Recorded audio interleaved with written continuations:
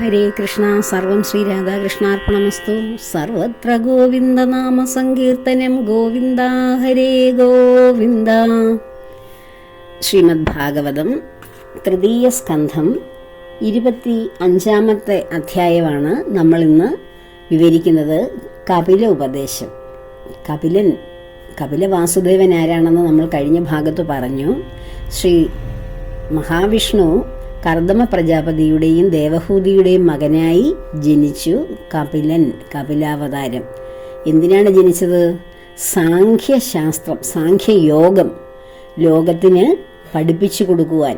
അതായത് പ്രകൃതി പുരുഷ ബന്ധത്തിലൂടെ ഈ പ്രപഞ്ചം എങ്ങനെ സൃഷ്ടി ചെയ്തിരിക്കുന്നു, പ്രപഞ്ചത്തിൻ്റെ 24 ഘടകങ്ങൾ, അത് പ്രകൃതി പുരുഷ ബന്ധത്തെക്കുറിച്ച് സാഖ്യയോഗം.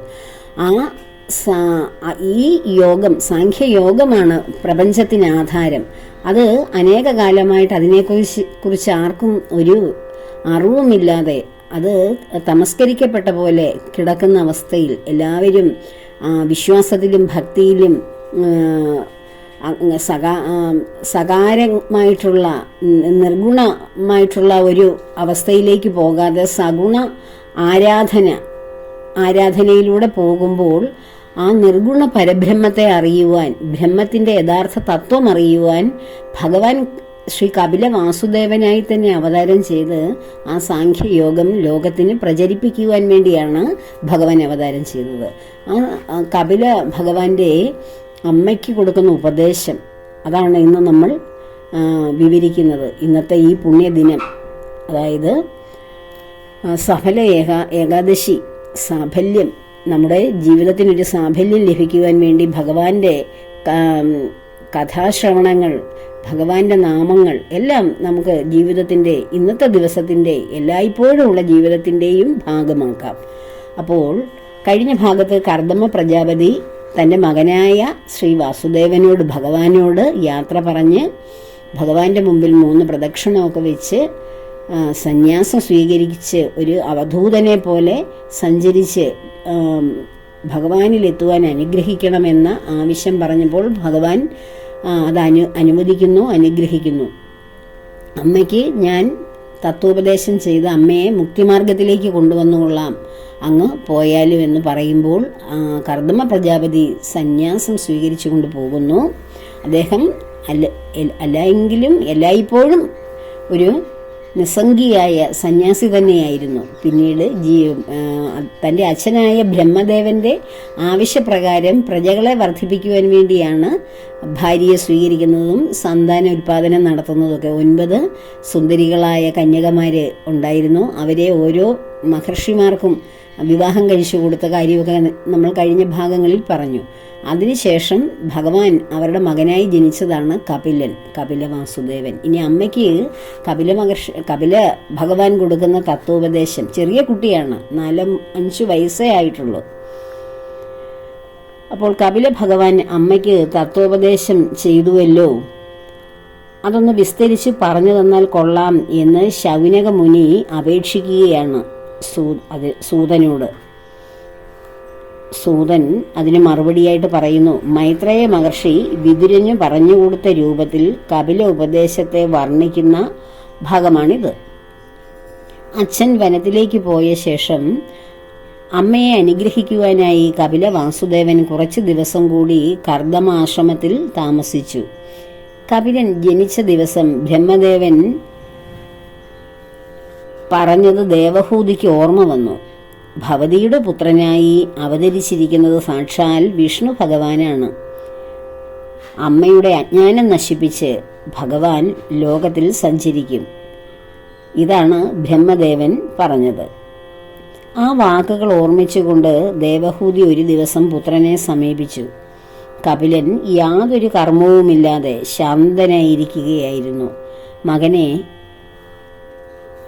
ഈശ്വര ഭാവത്തിൽ സമീപിച്ചുകൊണ്ടാണ് അമ്മ ആ മകൻ്റെ മുന്നിലേക്ക് ചെന്ന് നമസ്കരിച്ചത്. കഴിഞ്ഞ ഭാഗത്ത് ഞാൻ പറഞ്ഞിരുന്നു, കപില ഭഗവാനെ മകനായിട്ട് തന്നെ അല്ല കാണുന്നത്. മകനായിട്ട് ജനിച്ചെങ്കിൽ അത് ഭഗവാൻ തന്നെയാണെന്നുള്ള ബോധത്തിലാണ് അച്ഛനും അമ്മയും ആ കുഞ്ഞിനോട് ഇടപെടുന്നത്. ഭഗവാൻ തന്നെയാണ് ഒരു കുഞ്ഞിൻ്റെ രൂപത്തിൽ തങ്ങളുടെ ഉദരത്തിൽ വന്ന് പിറവി കൊണ്ടത്. പക്ഷെ അത് ഭഗവാനായിട്ട് തന്നെയാണ് അമ്മ ആയാലും അച്ഛനായാലും ആ മോൻ്റെ മുമ്പിൽ നമസ്കരിച്ച് പ്രാർത്ഥിക്കുകയാണ് ചെയ്യുന്നത്. അമ്മ മോനോട് പറയുകയാണ്, സർവ്വവ്യാപിയായ ഭഗവാനെ, ഒരിക്കലും തൃപ്തി വരാത്ത ഇന്ദ്രിയങ്ങളെ തൃപ്തിപ്പെടുത്തുവാൻ ശ്രമിച്ചുകൊണ്ടുള്ള ഈ ലൗകിക ജീവിതം എനിക്ക് മടുത്തു. അത് നമ്മൾ ആ ദേവഹൂതിയുടെ മാത്രമല്ല, ഇന്ദ്രിയങ്ങളാൽ പ്രവർത്തിക്കപ്പെടുന്ന എല്ലാ മനുഷ്യൻ്റെയും അവസ്ഥയാണ്. എത്ര കാലം നമ്മളിങ്ങനെ ഭൗതികത്തിൽ ജീവിച്ച് മുന്നോട്ട് പോയാലും നമുക്ക് ആ ജീവിതത്തിലൊരു സുഖം മതി എന്നൊരവസ്ഥ വരികയില്ല. അപ്പോൾ അത് നമ്മുടെ ഈ മനുഷ്യരുടെ ഓരോരുത്തരുടെയും ഒരു പ്രതിരൂപമായിട്ടാണ് ദേവഹൂതിയുടെ ഈ സംഭാഷണം. ലൗകിക ജീവിതം എനിക്ക് മടുത്തു. എത്രയൊക്കെ കേട്ടിട്ടും കാതിനും, എന്തൊക്കെ സ്പർശിച്ചിട്ടും ത്വക്കിനും, എന്തെല്ലാം കണ്ടിട്ടും കണ്ണിനും, എന്തൊക്കെ സ്വാദുള്ള വസ്തുക്കൾ അനുഭവിച്ചിട്ടും നാവിനും, ഏതെല്ലാം ഗന്ധങ്ങൾ മണത്തിട്ടും മൂക്കിനും മതി വരുന്നില്ല. ഇത്രയും കാലത്തെ ഭൗതിക ജീവിതം കൊണ്ട് എൻ്റെ മനസ്സിൽ അജ്ഞാന അന്ധകാരം നിറഞ്ഞിരിക്കുകയാണ്. കണ്ണടച്ചാൽ ഇരുട്ടല്ലാതെ മറ്റൊന്നും കാണാൻ പറ്റുന്നില്ല. ആ ഒരു അവസ്ഥയിലേക്കായി എൻ്റെ ഒരു നില. അങ്ങനെയാണെങ്കിലും എനിക്ക് നിരാശയില്ല. അജ്ഞാനത്തെ നശിപ്പിക്കുന്ന ജ്ഞാനസൂര്യനായ അങ്ങയെ എനിക്ക് പുത്രനായി കിട്ടിയതിൽ ഞാൻ ധന്യയാണ്. ശരീരമാണ് ഞാനെന്നും ശരീരത്തോട് ബന്ധപ്പെട്ടവരിൽ എൻ്റേത് എന്നുമുള്ള തോന്നലാകുന്ന അജ്ഞാനത്തെ നശിപ്പിച്ച് എന്നെ അനുഗ്രഹിക്കണമേ. ഈ ശരീരമാണ് ഞാനെന്നുള്ള ബോധത്തിലിരിക്കുന്നത് കൊണ്ടാണ് ശരീരവുമായി ബന്ധപ്പെട്ട് നമ്മുടെ ജീവിതവുമായി, അതായത് ശരീരവുമായി ബന്ധപ്പെട്ടിരിക്കുന്ന വ്യക്തികളെയാണ് നമ്മുടെ ഏറ്റവും പ്രിയമുള്ളവരായി നമ്മൾ കരുതി. അതാണ് എൻ്റെ ജീവിതം, എൻ്റെ ജീവിതത്തിൻ്റെ ലക്ഷ്യം അവരിൽ നിന്ന് സന്തോഷം നേടുകയും അവരെ സന്തോഷിപ്പിക്കുകയുമാണ് എന്നുള്ള ബോധത്തിൽ ജീവിക്കുന്ന എനിക്ക് ആ അജ്ഞാനത്തെ മാറ്റി ശുദ്ധജ്ഞാനത്തെ, വെളിച്ചത്തെ, അറിവിനെ പ്രദാനം ചെയ്യണേ എന്ന് തൻ്റെ മകൻ്റെ മുൻപിൽ താണു വീണ് ദേവഹൂതി പ്രാർത്ഥിക്കുകയാണ്. പ്രകൃതി പുരുഷ തത്വങ്ങളെ വേർതിരിച്ചറിയാൻ കഴിഞ്ഞാൽ ശരീരാഭിമാനം നശിക്കുമെന്ന് ഞാൻ കേട്ടിട്ടുണ്ട്. തന്നെ ആശ്രയിക്കുന്നവരുടെ സംസാര ബന്ധത്തെ നശിപ്പിക്കുന്നവനും ശരണം പ്രാപിക്കുവാൻ അർഹനുമായ അങ്ങയെ ഞാൻ സർവാത്മന ആശ്രയിക്കുന്നു.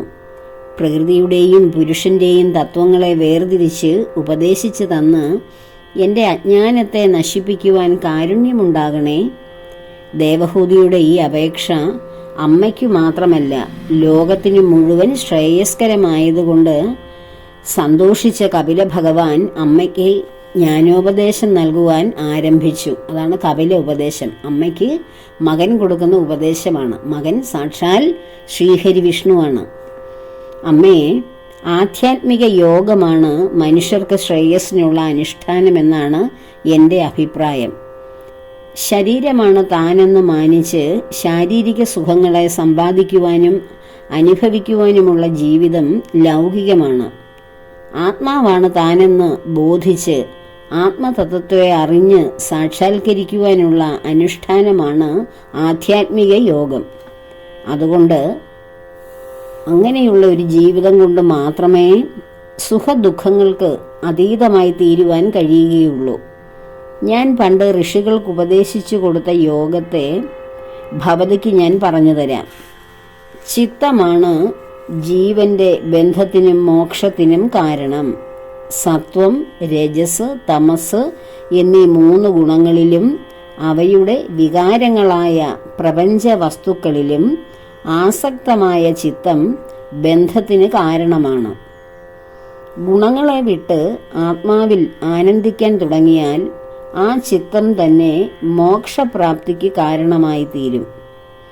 ഗുണങ്ങളിൽ താല്പര്യമുള്ള ചിത്തം ബഹിർമുഖവും അവയിൽ ആഗ്രഹമില്ലാത്തതിനാൽ അന്തർമുഖവുമായി തീരും. അന്തർമുഖത വന്നാൽ മാത്രമേ ചിത്തം ആത്മാവിൽ ആനന്ദിക്കാൻ തുടങ്ങുകയുള്ളൂ. അല്ലെങ്കിൽ ചിത്തം പുറത്തുനിന്നുള്ള ഇന്ദ്രിയ സുഖങ്ങളിലായിരിക്കും ആനന്ദിക്കുന്നത്. കാമലോഭാദികൾ നീങ്ങിയ ചിത്തം സുഖ ദുഃഖങ്ങൾക്ക് അതീതമായി തീരും. അപ്പോഴേ ചിത്തം ആത്മാഭിമുഖമായി തീരുകയുള്ളൂ. ശരീരത്തിൽ ഞാനെന്നും ശരീരത്തോട് ബന്ധപ്പെട്ടവയിൽ എൻ്റേതെന്നുമുള്ള തോന്നലാണ് ചിത്തത്തിൽ കാമവും ലോഭവുമാകുന്ന വികാരങ്ങൾ ഉണ്ടാക്കി ആ ചിത്തത്തെ ദുഷിപ്പിക്കുന്നത്. ശരീര അഭിമാനം നീങ്ങിയാൽ ചിത്തം ശുദ്ധവും സുഖദുഃഖങ്ങൾക്ക് അതീതവുമായി തീരും. അങ്ങനെയുള്ള ചിത്തത്തിൽ ഭക്തി ജ്ഞാന വൈരാഗ്യങ്ങൾ പ്രകാശിക്കും.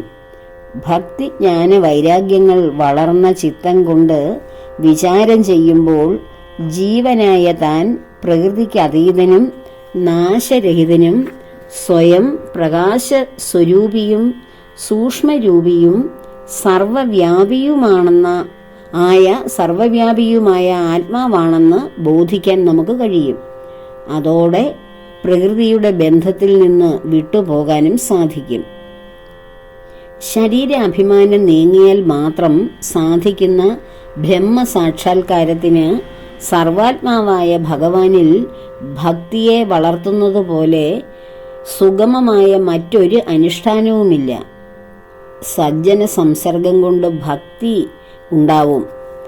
എത്ര വലിയ ദുഃഖവും ചിന്തയോ ആവലാതിയോ കൂടാതെ ഏതു ദുഃഖവും നമ്മൾ സഹിക്കുന്നവരായി മാറും. ഭക്തിയുണ്ടായാൽ അപാരമായ കാരുണ്യമുള്ളവരും പ്രത്യുപകാരം ഇച്ഛിക്കാതെ മറ്റുള്ളവർക്ക് ഉപകാരം ചെയ്യുന്നവരും ആരെയും ശത്രുഭാവത്തിൽ കാണാത്തവരും ശാന്തന്മാരും സൽസ്വഭാവികളും ദൃഢമായ ഈശ്വര ഭക്തിയുള്ളവരും ഭഗവത് പ്രാപ്തിക്ക് തടസ്സമായ സകല കർമ്മങ്ങളെയും ബന്ധങ്ങളെയും ഉപേക്ഷിച്ചവരും ഭഗവത് കഥകളെ കേട്ടും കീർത്തിച്ചും മനസ്സിനെ സദാ ഈശ്വരാകാരമാക്കി വെച്ചുകൊണ്ടിരിക്കുന്നവരും സർവസംഘ പരിത്യാഗികളുമാണ് ശരിയായ സാധുക്കൾ.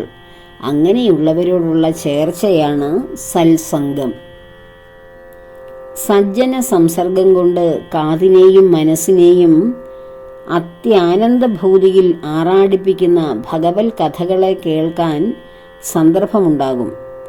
സാധുക്കളുടെ മുഖത്തിലൂടെ പ്രവഹിക്കുന്ന ഈശ്വര കഥകളെ കേൾക്കുന്നവർക്ക് വളരെ വേഗത്തിൽ മോക്ഷസ്വരൂപനായ ഭഗവാനിൽ ഭക്തിയുണ്ടാകും. ഭക്തി വളരുംതോറും ശാരീരിക സുഖങ്ങളിൽ വൈരാഗ്യവും വർദ്ധിച്ചു വരും. ശബ്ദ സ്പർശ രൂപ രസ ഗന്ധങ്ങളിൽ താല്പര്യമില്ലാത്ത രീതിയിലാണ് വൈരാഗ്യം ഉണ്ടാകുന്നത്. വൈരാഗ്യത്തിൻ്റെ പൂർണ്ണതയിൽ കാത്, ത്വക്ക്, കണ്ണ്, നാവ്, മൂക്ക് എന്നീ ഇന്ദ്രിയങ്ങൾ അടയും. ഇന്ദ്രിയങ്ങൾ അടങ്ങിക്കഴിഞ്ഞാൽ പിന്നെ ഏതെങ്കിലും സുഗമമായ ഒരു മാർഗത്തിലൂടെ ചിത്തത്തെ ആത്മാവിൽ അടക്കാൻ പ്രയത്നിക്കാം. പ്രാപഞ്ചിക വിഷയങ്ങളെ ആഗ്രഹിക്കാതിരിക്കുന്നതാണ് വൈരാഗ്യത്താൽ ദൃഢമായി തീർന്ന ജ്ഞാനം കൊണ്ടും ചിത്തവൃത്തിയിലുണ്ടാകുന്ന യോഗം കൊണ്ടും ഈശ്വര ശരണാഗതി അടയുവാനുള്ള ഏറ്റവും നല്ല ഭക്തിമാർഗം. ആത്മതത്വത്തെ ഇവിടെ ഈ ജന്മത്തിൽ തന്നെ അറിഞ്ഞ് പ്രാപിച്ച് കൃതാർത്ഥരായി തീരാൻ കഴിയും. വൈരാഗ്യം കൊണ്ട് ഇന്ദ്രിയങ്ങൾ അടങ്ങിയാൽ ജാഗ്രത അവസ്ഥ ഇല്ലാതെയാവും. ഭക്തി കൊണ്ട് മനസ്സിനെ ശുദ്ധമാക്കി തീർത്ത് യോഗം കൊണ്ട് ആത്മാവിൽ അടക്കിയാൽ അങ്ങനെയുണ്ടാകുന്ന ആ മനസ്സ് ഈശ്വരനിലേക്ക് എത്തുവാൻ വളരെ എളുപ്പമാവും. അങ്ങനെ സ്വപ്നാവസ്ഥയും ഇല്ലാതെയായിത്തീരും. ഭക്തി കൊണ്ട് മനസ്സിനെ ശുദ്ധമാക്കി തീർത്ത് യോഗം കൊണ്ട് ആത്മാവിൽ അടക്കുമ്പോൾ നമ്മളുടെ സ്വപ്നാവസ്ഥ എന്ന ആ ഒരവസ്ഥയും ഇല്ലാതെയായിത്തീരും. ജ്ഞാനം കൊണ്ട് അവിദ്യയെ നശിപ്പിച്ചാൽ സുഷുപ്തിയും ഇല്ലാതെയായിത്തീരും. സുഷുപ്തി എന്ന അവസ്ഥയും ഇല്ലാതെയായിത്തീരും. ഈ മൂന്നവസ്ഥകൾ ഇല്ലാതായി കഴിഞ്ഞാൽ, അതായത് ജാഗ്രത, സ്വപ്നം, സുഷുപ്തി, ഈ മൂന്നവസ്ഥകൾ ഇല്ലാതെയായി തീർന്നാൽ ആത്മസ്വരൂപം മാത്രമാണ് പിന്നെ അവശേഷിക്കുന്നത്. അതോടെ കൃതന്മാരായി തീരുവാൻ നമുക്ക് കഴിയും. ഈശ്വരപ്രാപ്തിയെ സാധിപ്പിക്കുന്ന ഭക്തിയുടെയും യോഗത്തിൻ്റെയും സ്വരൂപത്തെ ബുദ്ധിശക്തി കുറഞ്ഞ ഒരു സാധാരണ സ്ത്രീയായ എനിക്ക് പോലും മനസ്സിലാകുന്ന വിധത്തിൽ പറഞ്ഞു തരാൻ കനിയണേ എന്ന ദേവഹൂതിയുടെ അപേക്ഷയ്ക്ക് കപില ഭഗവാൻ മറുപടി പറയുന്നു. വേദത്തിൽ വിധിച്ച ധർമ്മത്തെ ഫലകാംക്ഷ കൂടാതെ ഈശ്വരാർപ്പണമായി ചെയ്യുന്നതാണ് കർമ്മയോഗം. അത് കുറെ കാലം അനുഷ്ഠിച്ചാൽ മനസ്സ് സത്വഗുണപ്രധാനമായി തീരും. ഇന്ദ്രിയങ്ങൾ സ്വാഭാവികമായി തന്നെ ഈശ്വര ഭജനത്തിൽ വ്യാപരിക്കുക എന്നതാണ് സത്വഗുണം. അതായത് നിരന്തരം നമ്മൾ പ്രത്യേകിച്ച് പുറത്തുനിന്നൊരു എന്തെങ്കിലും ഒരു നിർബന്ധത്തിൻ്റെ പേരിലല്ലാതെ സ്വാഭാവികമായിട്ടും ഈശ്വരനിൽ മനസ്സടങ്ങുന്നത്, അതായത് ഈശ്വരനാമങ്ങൾ സ്വതവേ നമ്മൾ ജപിക്കുവാൻ താല്പര്യം വരുന്ന ആ ഒരു അവസ്ഥയാണ് സത്വഗുണം. അത് നിരന്തരം ഒരു ദിവസം മുഴുവനും നമ്മൾ ഏത് കർമ്മം ചെയ്യുമ്പോഴും അത് തന്നെ തുടരുമ്പോഴാണ് നമ്മൾ പൂർണ്ണമായും സത്വഗുണത്തിൽ തന്നെയാകും. സത്വഗുണം വളർന്നാലുള്ള ലക്ഷണമാണ് പൂർണ്ണമായും ഈശ്വരനെ ഭജിക്കുക എന്നൊരവസ്ഥ. കാത് ഭഗവത് കഥകൾ കേൾക്കുന്നതിലും കണ്ണ് ഭഗവാന്റെ വിഗ്രഹങ്ങളെയും ഭക്തന്മാരെയും കാണുന്നതിലും മൂക്ക് മണക്കുന്നതിലും, അതായത് ഭഗവാന് ചാർത്തിയ പൂമാല അതുപോലെ പൂജിച്ച പുഷ്പങ്ങൾ എന്നിവയെ മാത്രം മണക്കുന്നതിലും, നാവ് ഭഗവാന് നിവേദിച്ചത് മാത്രം ഭക്ഷിക്കുന്നതിലും, കൈകൾ ഭഗവാനെ പൂജിക്കുന്നതിലും, കാലുകൾ ഭഗവത് ക്ഷേത്രത്തിൽ പ്രദക്ഷിണം വയ്ക്കുന്നതിലും, നാവ് ഭഗവാന്റെ ഗുണഗണങ്ങളെ മാത്രം വർണ്ണിക്കുന്നതിലും, മനസ്സ് ഭഗവത് സ്വരൂപത്തെ മാത്രം ചിന്തിക്കുന്നതിലും, ബുദ്ധി ഭഗവാനെ എപ്പോഴും ഓർമ്മിക്കുന്നതിലും നമ്മുടെ പ്രത്യേക പ്രയത്നമൊന്നും കൂടാതെ തന്നെ വ്യാപരിക്കാൻ തുടങ്ങും. സത്വഗുണം നമുക്ക് പൂർണ്ണമായി വന്ന് അണയുമ്പോൾ ഭഗവാന് പൂജിച്ച പുഷ്പങ്ങൾ മാലകൾ മണക്കുമ്പോഴുണ്ടാകുന്ന ആനന്ദം, ഭഗവാന് സമർപ്പിച്ച നിവേദ്യങ്ങൾ കഴിക്കുമ്പോഴുണ്ടാകുന്ന ആ ആത്മസംതൃപ്തി, അതുപോലെ തന്നെ ഭഗവാനിൽ തന്നെ എപ്പോഴും ബുദ്ധി വെച്ചുകൊണ്ട് ഭഗവാനെ ഓർക്കുക, നാവ് കൊണ്ട് ഭഗവത് മന്ത്രങ്ങൾ ജപിക്കുക, അങ്ങനെ കണ്ണുകൊണ്ട് ഭഗവാന്റെ വിഗ്രഹങ്ങളും ഭഗവാനെയും ഒക്കെ കാണുന്നതിൽ പൂർണ്ണമായ ആനന്ദം, ഭഗവത് നാമങ്ങൾ കേൾക്കുന്നതിൽ ചെവിക്ക് വളരെ സന്തോഷം, ഇങ്ങനെയൊക്കെ വന്നു കഴിയുമ്പോൾ പൂർണ്ണമായും ഒരു സത്വഗുണത്തിൻ്റെ അവസ്ഥയിലേക്ക് വന്ന് നമ്മളുടെ മനസ്സ് പൂർണ്ണമായി ഭഗവാനിലേക്ക് എത്തും. ഇതൊക്കെ നമുക്ക് സ്വാഭാവികമായിട്ട് സംഭവിക്കുന്ന കാര്യമാണ്. വളരെ ലളിതമായി നമ്മൾ സ്വാഭാവികമായി നമുക്കിങ്ങനെ സംഭവിക്കും. ഇങ്ങനെ നാമജപത്തിലൂടെ സന്തോഷം, ഭഗവാനെ ഓർക്കുന്നതിലൂടെ സന്തോഷം, ഭഗവാന്റെ കഥകളൊക്കെ കേൾക്കുന്നതിലും നമുക്ക് അറിഞ്ഞുകൂടാത്ത ഭഗവാന്റെ പുതിയ പുതിയ പുരാണങ്ങളെടുത്ത് വായിക്കുന്നതിലും ഒക്കെ സന്തോഷം. അതൊരു വളരെ മനസ്സിൻ്റെ ഒരു രുചിയാണ്, ഒരു ആനന്ദമാണ്. നമ്മൾ ആനന്ദത്തിന് വേണ്ടി മറ്റ് ഉപാധികളൊക്കെ സ്വീകരിക്കുമ്പോൾ ഈ ഭഗവാന്റെ കാര്യങ്ങൾ മാത്രം ആനന്ദത്തിലേക്ക് വരുന്ന ഒരവസ്ഥയുണ്ട്. ഇപ്പോൾ നമ്മൾ അങ്ങനെ ആയിരിക്കുകയില്ല പലരും. നമ്മൾ പല വിനോദോപാധികളിലും നമ്മുടെ പ്രിയപ്പെട്ടവരിലും അവരുടെ സമ്പർക്കത്തിലും സംസാരത്തിലും ഇഷ്ടമുള്ള ആഹാരം കഴിക്കുന്നതിലും കൂട്ടുകളൊക്കെ കൂടുന്നതിലും ഒക്കെ സന്തോഷം കണ്ടെത്തുമായിരിക്കും. പക്ഷെ ഇതൊക്കെ ക്രമേണ ഞാൻ ഇങ്ങനെയൊക്കെയാണല്ലോ, എനിക്ക് ഭഗവാനെ കിട്ടത്തില്ലല്ലോ, എന്നാണ് ഇനിയും കിട്ടുന്നത് എന്നൊന്നും വിചാരിക്കണ്ട. ഇതൊക്കെ ക്രമേണയാണ് മാറുന്നത്. സ്വാഭാവികമായിട്ടും ഇത് മാറി മാറി എന്താണോ നമ്മൾ തുടങ്ങിയത് അവിടേക്ക് തന്നെ വന്ന് എത്തും. അതിന് ആരുടെയും ഒരു നിർബന്ധമില്ലാതെ ഇന്നത് ചെയ്യൂ എന്നല്ല. അത് നമ്മളെ ഒരു കുട്ടിയെ പഠിപ്പിക്കുന്നത് പോലെയല്ല ഭക്തി എന്ന് പറയുന്നത് ഭഗവാനിലേക്ക് വരുന്ന സാധാരണ എല്ലാവർക്കും ഉള്ളത് വിശ്വാസമാണ്. വിശ്വാസത്തിനുപരിയായിട്ട് ഭക്തിക്ക് അതിനും മേലേക്ക് വരുമ്പോൾ ആത്മീയമായ പാത പിന്തുടരും. അതൊക്കെ ഒരു ഗ്രാജുവൽ പ്രോസസ്സാണ്. അത് ക്രമേണയാണ് സംഭവിക്കുന്നത്. അത് ഒരാൾ ആ ഒരു ലെവലിൽ നിൽക്കുമ്പോൾ മറ്റേ ആൾ കേൾക്കുന്ന ആളോ അല്ലെങ്കിൽ കൂടെയുള്ള ആളോ അങ്ങനെ ആയില്ല എന്നോർത്ത് വിഷമിക്കേണ്ട. ഈ പാതയിലേക്ക് തന്നെയാണ് എല്ലാവരും വരുന്നത്. അവിടുന്ന് മുന്നോട്ടാണ് സഞ്ചാരം. അപ്പോൾ അനേകർ വന്നണയുന്ന, പിന്നെ ചുരുക്കി ചെറിയ വഴിയായി പോകുന്ന ഒരു പാതയാണിത്. അപ്പോൾ ഇതൊന്നും എനിക്ക് പ്രാപ്യമാണോ, എന്നെ കൊണ്ട് ഇതിനൊക്കെ പറ്റുമോ? പറ്റും. അങ്ങനെയുള്ള ചിന്തകളൊന്നും വേണ്ട. എല്ലാവർക്കും ഒരു വഴിയിലേക്ക് എല്ലാവരും വന്നെങ്കിൽ ആ വഴിയിലൂടെ തന്നെയാണ് മുന്നോട്ട് എല്ലാവരും പോകുന്നത്.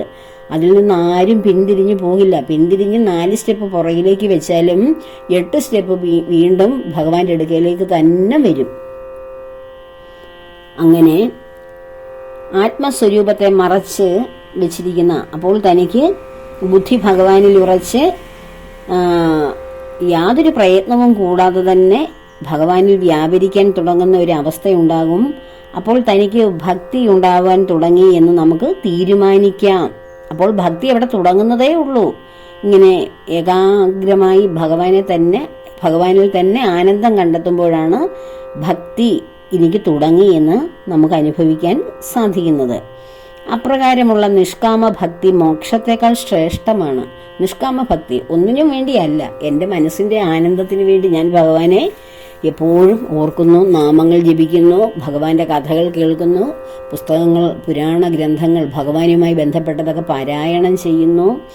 എല്ലാം അത് എൻ്റെ സന്തോഷത്തിന് വേണ്ടിയാണ്. അല്ലാതെ ഞാൻ ഇന്നത് സാധിച്ചു തരാൻ ഞാൻ ഭഗവാനിലേക്ക് വരുന്നു, അല്ലെ ഭഗവാനെ വിളിക്കുന്നു, ഇത്രയും നാമങ്ങൾ ജപിക്കുന്നു, അല്ലെ ഇത്ര മാല ജപിക്കുന്നു, അത് ഇന്നത് സാധിക്കണേ എന്ന ആവശ്യത്തോടെ അല്ല. അങ്ങനെ വരുമ്പോഴാണ് അതിനെ നിഷ്കാമ ഭക്തി എന്ന് പറയുന്നത്. അത് മോക്ഷത്തെക്കാൾ ശ്രേഷ്ഠമാണ് എന്നാണ് ഇവിടെ കപില ഭഗവാൻ പറഞ്ഞു തരുന്നത്. ആത്മസ്വരൂപത്തെ മറച്ചിരിക്കുന്ന ആവരണ സ്വരൂപമായ അജ്ഞാനത്തെ, അപ്പോൾ ആത്മസ്വരൂപത്തെ മറയ്ക്കുന്നത് അജ്ഞാനമാകുന്ന ആവരണമാണ്. അതിനെ നിഷ്കാമ ഭക്തി വളരെ വേഗത്തിൽ ഈ അജ്ഞാനത്തെ നശിപ്പിക്കും. അങ്ങനെയുള്ള നിഷ്കാമ ഭക്തന്മാർ മോക്ഷത്തെ പോലും ആഗ്രഹിക്കാറില്ല. അവർ സദാസമയവും ഈശ്വരനായ എൻ്റെ പാദസേവ ചെയ്യും എന്ന് കപില ഭഗവാൻ പറയുകയാണ്. ഈശ്വരനായ എൻ്റെ പാദസേവ ചെയ്തുകൊണ്ടിരിക്കും. സകല കർമ്മങ്ങളും ഈശ്വര പ്രീതിക്ക് വേണ്ടി അനുഷ്ഠിച്ചുകൊണ്ടിരിക്കും. തമ്മിൽ എൻ്റെ ഗുണങ്ങളെ വർണ്ണിച്ചുകൊണ്ടിരിക്കും. നിഷ്കാമ ഭക്തന്മാർ നോക്കുന്ന ദിക്കുകളിലെല്ലാം അവരെ അനുഗ്രഹിക്കാൻ ഒരുങ്ങിക്കൊണ്ട് നിൽക്കുന്ന എൻ്റെ സ്വരൂപങ്ങളെ കാണുന്നു. അപ്പോൾ നിഷ്കാമ ഭക്തന്മാരെ പ്രകൃതിയിൽ എവിടെ നോക്കിയാലും അവർക്ക് അനുഗ്രഹങ്ങളെ ലഭിക്കൂ എന്നാണ് ഭഗവാൻ പറയുന്നത്. അവർക്ക് മാത്രം കാണാൻ കഴിയുന്ന എന്നോട് അവർ ആകർഷകമായി സംസാരിച്ചു കൊണ്ടിരിക്കുന്നു. കാരണം ഈ നിഷ്കാമ ഭക്തർ സമൂഹത്തിലേക്ക് ഇറങ്ങുമ്പോൾ അവർക്ക് വേണ്ടി സഹായങ്ങൾ ചെയ്യാൻ, അവരെ സന്തോഷിപ്പിക്കാൻ, അനുഗ്രഹിക്കാൻ ധാരാളം പേരുണ്ടാകും. അവരിലെല്ലാം ഈ ഭക്തരാരെ കാണും? ഭഗവാനെയാണ് കാണുന്നത്. എനിക്ക് അവിടെ ചെന്നപ്പോൾ ഇന്ന കാര്യം ഇന്ന ആൾ സാധിച്ചു തന്നു, അത് ഭഗവാന്റെ അനുഗ്രഹം കൊണ്ടാണ് എന്ന് നമ്മൾ ചിന്തിക്കുമ്പോൾ അത് ഭഗവാനാണ്. ആ വ്യക്തിയുടെ ഉള്ളിലിരിക്കുന്ന ബോധസ്വരൂപനായ ഭഗവാനാണ് നമ്മെ അനുഗ്രഹിച്ചത് എന്ന തിരിച്ചറിവ് ഈ നിഷ്കാമ ഭക്തനെ ഉണ്ടാവുകയുള്ളൂ. അല്ലെങ്കിൽ സാധാരണ ഭൗതിക ജീവിതത്തിൽ ജീവിക്കുന്നവരെ ആരെങ്കിലും സഹായിച്ചാൽ അവർ കരുതും അത് ആ വ്യക്തി സഹായിച്ചതാണെന്ന്. ആ വ്യക്തിക്കാണ് താങ്ക്സ് കൊടുക്കുന്നത്. പക്ഷേ അവരുടെ ഉള്ളിലിരിക്കുന്ന ബോധം ആണ് അവരെ കൊണ്ട് നമ്മെ സഹായിക്കാനും ഒക്കെ പ്രേരിപ്പിക്കുന്നത്. അപ്പോൾ യഥാർത്ഥത്തിലുള്ള സഹായം കിട്ടിയത് എവിടെ നിന്നാണ്? ഭഗവാനിൽ നിന്നാണ്. ആ സഹായിക്കാൻ ഇടയ്ക്ക് നിന്ന ആളൊരു ഉപകരണമാണ് ഭഗവാന്റെ. ഭക്തന്റെ ദൃഷ്ടിയിൽ കാണുന്നതെല്ലാം ഭഗവത് സ്വരൂപവും പറയുന്നതും കേൾക്കുന്നതുമെല്ലാം ഭഗവത് സ്തുതികളുമാണ്. മനോഹരമായ എൻ്റെ സ്വരൂപം ദിവ്യലീലകൾ, പുഞ്ചിരി, കാരുണ്യ കടാക്ഷം, മധുരഭാഷണങ്ങൾ എന്നിവ കൊണ്ട് അവരുടെ പ്രാണനും മനസ്സും നിശ്ചലമായി തീരുന്നു. അപ്പോൾ ഭഗവാൻ എന്തുകൊണ്ടാണ് ഇത്ര സുന്ദരനായി എല്ലാവരുടെയും ഹൃദയത്തെ ആകർഷിക്കുന്ന ഗുണം ഉള്ളവനായി ഇരിക്കുന്നത് എന്ന് പറയുകയാണ്. എല്ലാ ജീവികളെയും ജീവജാലങ്ങളെയും തന്നിലേക്ക് ആകർഷിക്കുവാൻ ആ പുറമേയുള്ള സൗന്ദര്യം കണ്ടെങ്കിലേ എന്നിലേക്ക് വരൂ എന്നാണ് അവിടെ ഭഗവാൻ പറയുന്നത്. ഓരോരുത്തർ പറയും ഹൈന്ദവ അതല്ലെങ്കിൽ സനാതനികളുടെ ദേവീ ദേവന്മാരൊക്കെ ചെങ്കോലും കിരീടവും ഒക്കെ വെച്ച് ആഭരണങ്ങളൊക്കെ അണിഞ്ഞാണിരിക്കുന്നത്. എങ്കിൽ ഞങ്ങളുടെ ഈശ്വരന്മാരാകട്ടെ ദേവന്മാരാകട്ടെ ഇതൊന്നുമില്ലാതെ, കാലിൽ ചെരുപ്പ് പോലുമില്ലാതെ ഇങ്ങനെ മറ്റുള്ളവരുടെ വേണ്ടി ത്യാഗം ചെയ്യുന്ന രൂപത്തിലാണ് എന്നൊക്കെ ഇങ്ങനെ പറഞ്ഞ് ഞാൻ കേട്ടിട്ടുണ്ട്. പക്ഷേ ഭഗവാൻ പറയുന്നു, എൻ്റെ മോഹന സ്വരൂപം, എൻ്റെ കാരുണ്യ കടാക്ഷം, എൻ്റെ മധുരോദാരമായ പുഞ്ചിരി, എൻ്റെ വസ്ത്രാഭരണങ്ങൾ, എൻ്റെ മോഹന രൂപങ്ങളെല്ലാം കണ്ട് എന്നിലേക്ക് എല്ലാവരും ആകർഷിക്കപ്പെടട്ടെ എന്ന് ഇവിടെ ഭഗവാൻ തന്നെ പറയുകയാണ്. എൻ്റെ ദിവ്യ ലീലകൾ കേൾക്കൂ, എൻ്റെ പുഞ്ചിരി കാണൂ, എൻ്റെ കാരുണ്യ കടാക്ഷം കാണൂ, എൻ്റെ മധുര ഭാഷണങ്ങൾ കേൾക്കൂ. അവരുടെ, അതായത് ഭക്തരുടെ പ്രാണനും മനസ്സും അത് കേട്ട് നിശ്ചലമായി തീരുന്നു. അങ്ങനെയുള്ള ഭക്തന്മാർ അവർ ആഗ്രഹിക്കുന്നില്ലെങ്കിലും ശരീരനാശാനന്തരം മുക്തരായിത്തീരുന്നു. അവർ ആഗ്രഹിക്കുന്നില്ല മുക്തിയെപ്പോലും, അവർ ഭഗവാനിൽ സന്തോഷിക്കുകയാണ്. അങ്ങനെയുള്ളവർ ശരീരത്തിന്റെ നാശത്തിന് ശേഷം മുക്തരായി തീരും. ഉത്തമ ഭക്തന്മാർ അണിമ മുതലായ സിദ്ധികളെയോ ബ്രഹ്മപദം വരെയുള്ള സുഖങ്ങളെയോ വൈകുണ്ഠത്തിലെ നിരതി ശയനാനന്ദത്തെ പോലുമോ ആഗ്രഹിക്കാത്തവരാണ്. അതായത് ഉത്തമരായിട്ടുള്ള ഭക്തന്മാർ ഭഗവാന്റെ അഷ്ടസിദ്ധികളാണ്. അണിമ, ഗരിമ തുടങ്ങിയ സിദ്ധി വിശേഷങ്ങൾ ചെറിയ സൂക്ഷ്മമാകാനും സ്ഥൂലമാകാനും ആഗ്രഹിക്കുന്ന കാര്യങ്ങളെല്ലാം സാധിക്കാനും എവിടെയും എപ്പോഴും സഞ്ചരിക്കുവാനും എന്ത് കാണുവാനും കേൾക്കുവാനും ഈ ലോകത്തിൽ, ഈ പ്രപഞ്ചത്തിൽ ഭഗവാൻ എവിടെയെല്ലാം നിറഞ്ഞു നിൽക്കുന്നു അതുപോലെ തന്നെ ഭഗവാന്റെ ഉത്തമ ഭക്തർക്കും ആ സിദ്ധിവിശേഷങ്ങൾ ലഭിച്ചാൽ അവർക്കും അസാധ്യമായിട്ടൊന്നുമില്ല.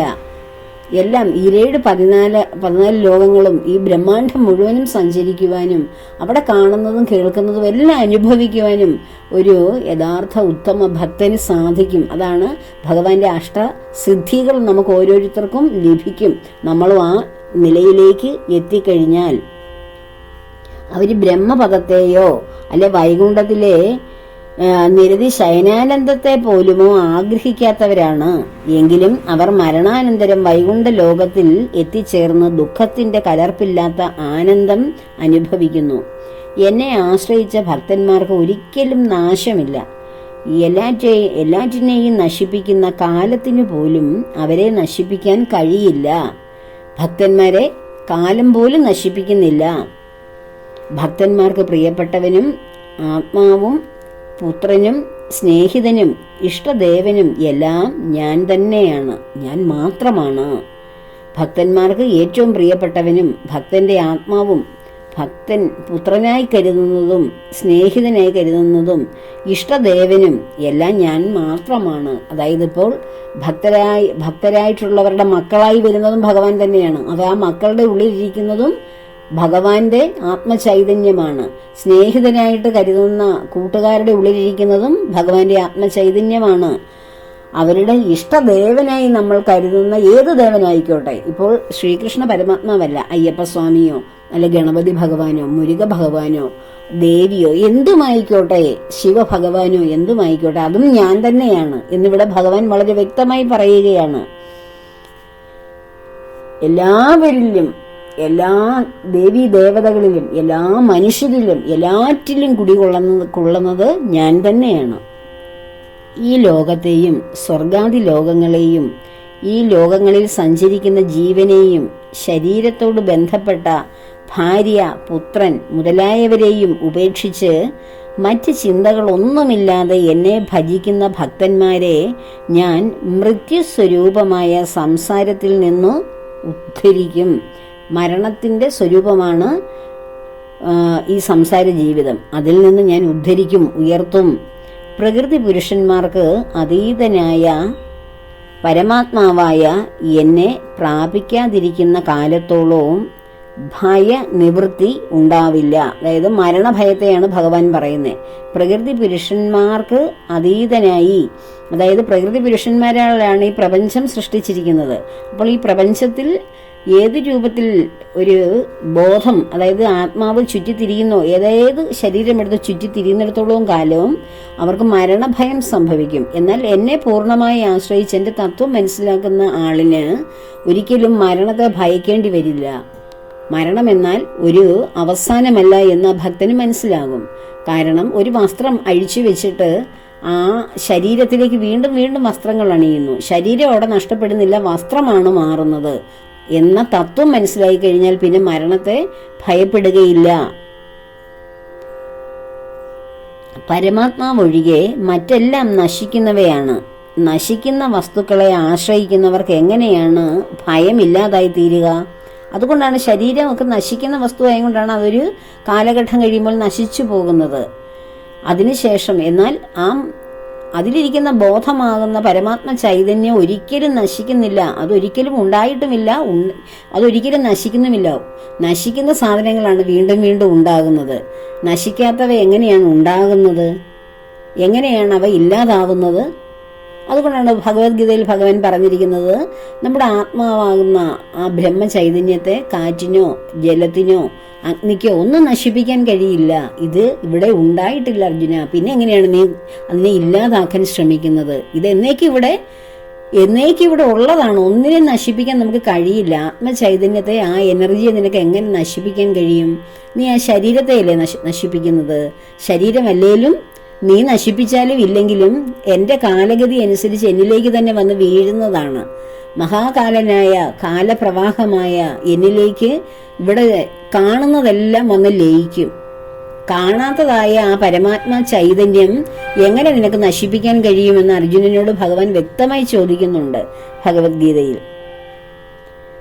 വായു വീശുന്നത്, സൂര്യൻ പ്രകാശിക്കുന്നത്, ഇന്ദ്രൻ വർഷിക്കുന്നത്, അഗ്നി ജ്വലിക്കുന്നത്, മൃത്യുദേവൻ സംഹരിക്കുന്നത്, ഇവയെല്ലാം പരമാത്മാവായ എന്നെ ഭയന്നിട്ടാണ്. അതായത് പരമാത്മ ചൈതന്യമായ എന്റെ നിയന്ത്രണം കൊണ്ടാണ് സൂര്യൻ ജ്വലിക്കുന്നതും മൃത്യുദേവൻ സംഹാര ജോലിയിൽ ഏർപ്പെട്ടിരിക്കുന്നതും ഇന്ദ്രൻ മഴ വർഷിക്കുന്നതും വായു ഭഗവാൻ വീശുന്നതും സൂര്യൻ പ്രകാശിക്കുന്നതുമെല്ലാം എന്നെ ഭയന്നാണ്. എന്നുവെച്ചാൽ എന്റെ നിർദ്ദേശമനുസരിച്ചാണ്.